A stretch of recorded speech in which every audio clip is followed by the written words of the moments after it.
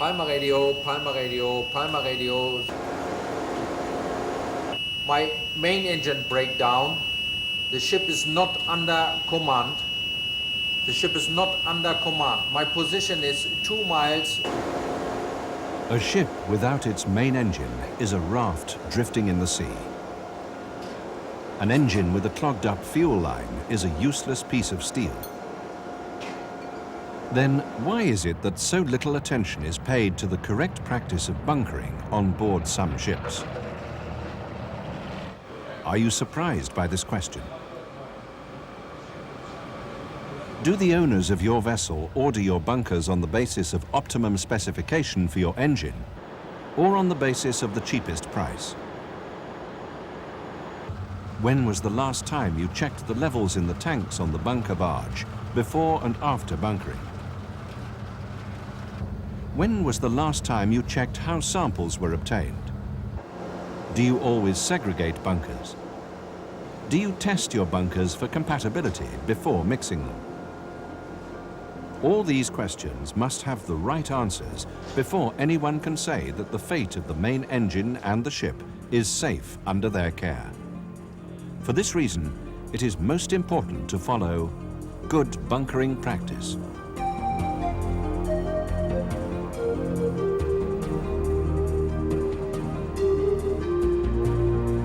You can take bunkers from shore tanks or have them delivered to your vessel by barge. Fortunately, good bunkering applies to both methods equally, so we will take you through the correct bunkering procedure in the case of barge delivery.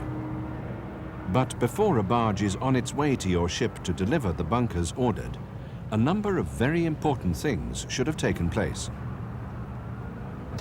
The chief engineer has checked his bunkering needs in line with the recommended BS or ISO specification by the engine manufacturers for his engine, or laid down by the charter party, and verified this with the master. He has also consulted the mate about the sequence of filling tanks to maintain stability. Knowing the bunkers he currently has on board, knowing the location for his next bunkering and the type of fuel he may be supplied with there, he has made up his order ready to be faxed to head office for processing. The last two factors are important because they allow the chief engineer to assess the chances of obtaining fuel compatibility and quality. The chief engineer wants to have the optimum specification for his engine, not simply to get optimum performance from it, which is important enough, but also to keep maintenance costs down and engine downtime as short as possible. Buying on cheapest price, as some companies and charterers do, is asking for trouble and invariably turns out to be the expensive option. In some ports, ordering very cheap heavy fuel oil can give the chief engineer considerable handling and compatibility problems. These bunkers may be of dubious origin and blend. As a precaution, bunkers should be ordered to a specification which the physical supplier can be contracted to meet. Although this will eliminate the cheaper suppliers, the chief engineer can be sure that he has obtained suitable bunkers at the most economical cost. The best way to order is in accordance with BSMA and ISO specification.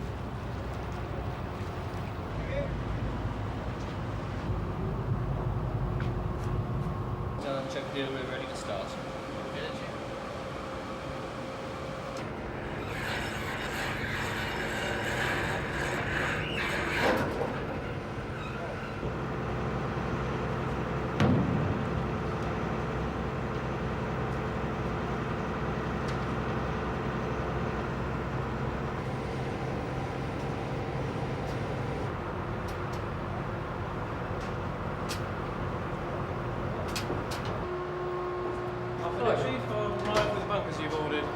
If head office has ordered the correct grade of bunkers for the ship, it is now the duty of the chief engineer to check the bunkers requisition form with the barge master. And the second piece of paperwork is just the actual quantity with your specific gravity and temperature there. Right. And if you have 801 tons there. Yeah. Right. Items that must be verified are that the bunkers ordered are those the ship normally uses, Okay, right. that the bunkers delivered are those ordered by specification, and that the correct quantity has been ordered. So what have we done so far to ensure that our main engine will work properly and reliably? We have checked that the correct grade of fuel has been ordered. We have checked that the fuel on the barge is the grade ordered. We have checked that the quantity on the requisition sheet is the correct one. But has the barge got the correct quantity on board?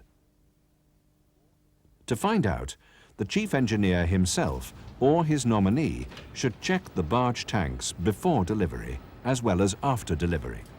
Yes, hello, second. Can you go and check the ullages on the bunker barge? Yeah, thank you. The ship's staff are always invited to inspect the tanks prior to delivery, and if they decline, any subsequent dispute about short delivery can easily be defended by the supplier. For this reason, the quantity inspection should always be done and noted on the form. Whilst the barge tanks are being checked, the chief engineer will agree with the barge master the rate of pumping at the beginning and the maximum permitted rate of transfer.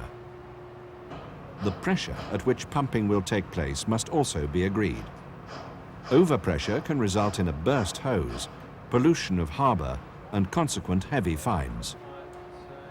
He will also agree with the barge master the means of communication and the specific signals used for stopping the pumps at the completion of delivery and in an emergency. These two aspects are most important to avoid any possible spillage due to delay in stopping the pumps. The chief engineer's nominee checks the quantity by one of two methods. If a meter is fitted, the delivered quantity will be calculated as the difference between the reading before delivery and after delivery. Alternatively, a dip tape is used to measure fuel level both before and after delivery, and the quantities are calculated by reference to a calibration chart. 0720. What happens if there's a dispute arising from a breakdown which involves fuel quality? The possibility of such an event must be anticipated. For this reason, it is most important to ensure that the samples taken during delivery are representative of the fuel delivered. So you're happy with that? The recommended method of sample taking is the continuous drip system, which takes samples throughout the delivery period. A modern method of obtaining high-integrity samples is provided by an automatic adequate quality level or AQL sampler, seen here in action. The normal procedure is that 3 1-litre containers are filled flow proportionately through the batch with the sample fuel and sealed immediately, as we shall see, after the completion of delivery.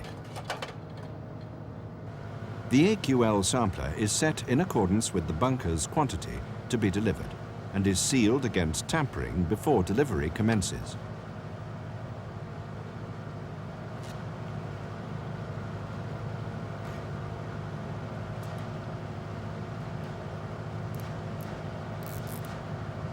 On occasions, when no empty tank is available for receiving the fuel and it must be mixed with others on board, compatibility problems may arise. Beware, mixing 2 bunkers which are incompatible can result in a useless mass of sludge and an idle main engine. So, a small sample is taken on board to carry out a compatibility test prior to accepting delivery. There are a number of different methods available for testing compatibility on board. Invariably, a spot test is used in this situation in accordance with manufacturer's instructions. The critical factor with these tests is the sample integrity. An unrepresentative sample will always give an unreliable result. While the necessary tests are done, it is advisable to double-check the availability of capacity for taking the bunkers in the quantity requested. An important detail, the scupper plugs must be in place. It has been known that the estimated capacity was incorrect and the tanks filled before delivery was completed. resulting in serious overflow and a major cleanup operation. Delivery begins by the hose being secured to the manifold of the ship. This should always be done under supervision.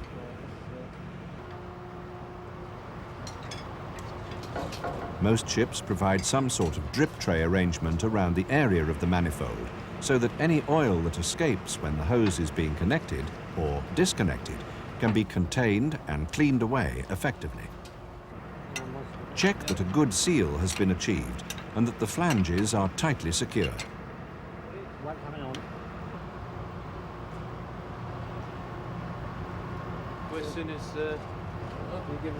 The hose having been securely connected, all the valves must be opened to the bunker tank receiving the fuel. These valves must not be shut before pumping has been stopped. Chief to engine room. Even in an emergency.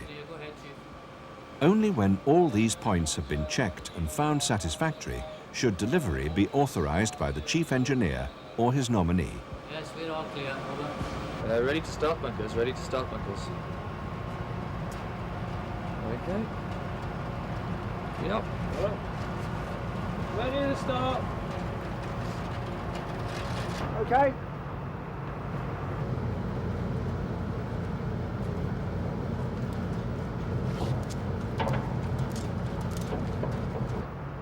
Pumping now.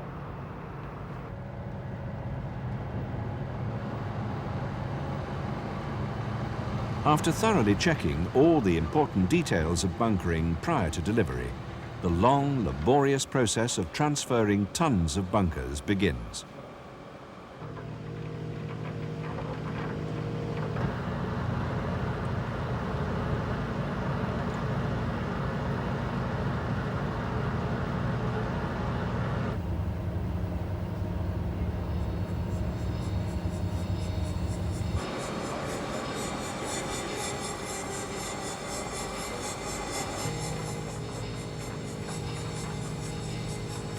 All is well.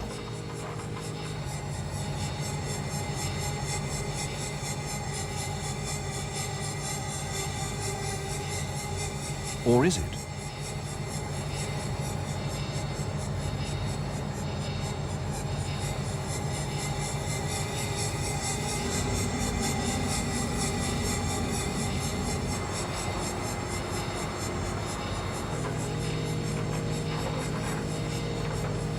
What happens if, as a result of a mistake, one of the valves is closed?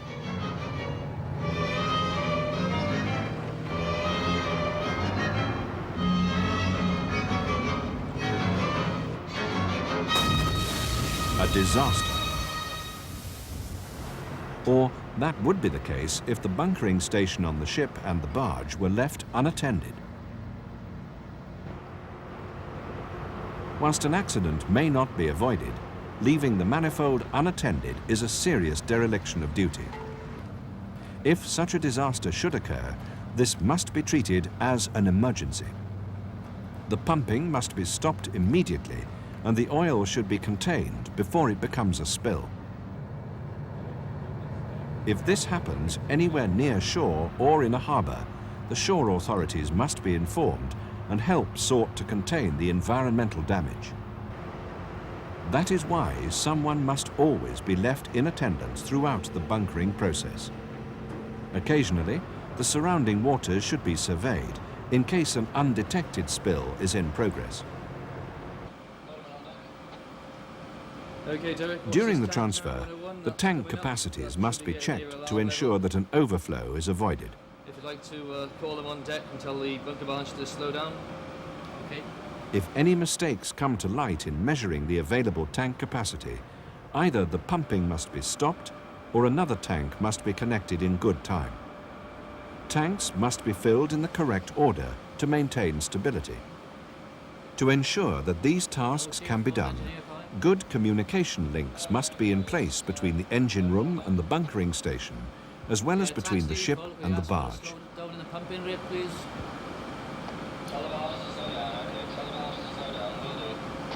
Thank you. Towards the end of delivery, contact with the barge should be re-established, and the barge warned to stand by to slow down the delivery at least 15 minutes before stoppage. Remember, a tank must not be filled to more than 95% of its capacity. There is a gradual slowdown of delivery before the pumps are stopped. Bunker's finished.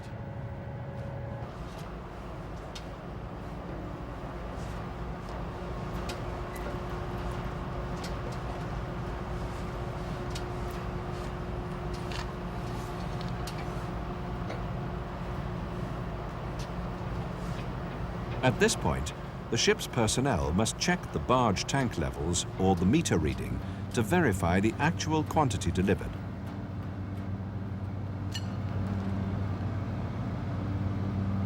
That's 12 centimetres.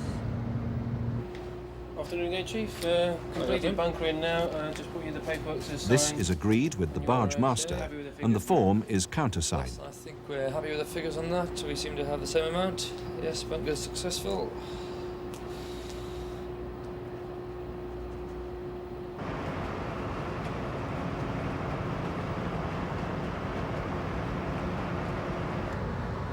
The sealing of the sample bottles and their labelling must be witnessed by the ship's personnel.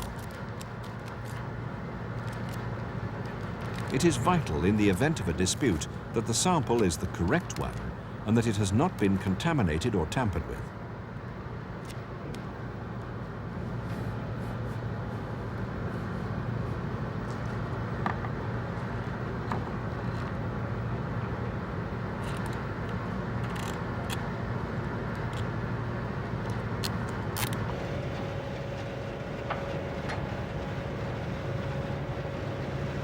One of the samples is then taken by the ship and held for at least 3 months in a safe place.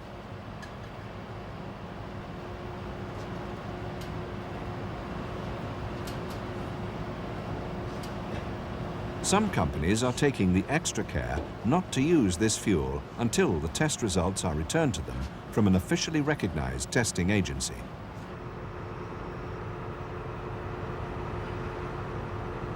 This was a successful bunkering procedure. All that remains to be done is to disconnect and drain the hose, seal the manifold, and clear away any spilled oil.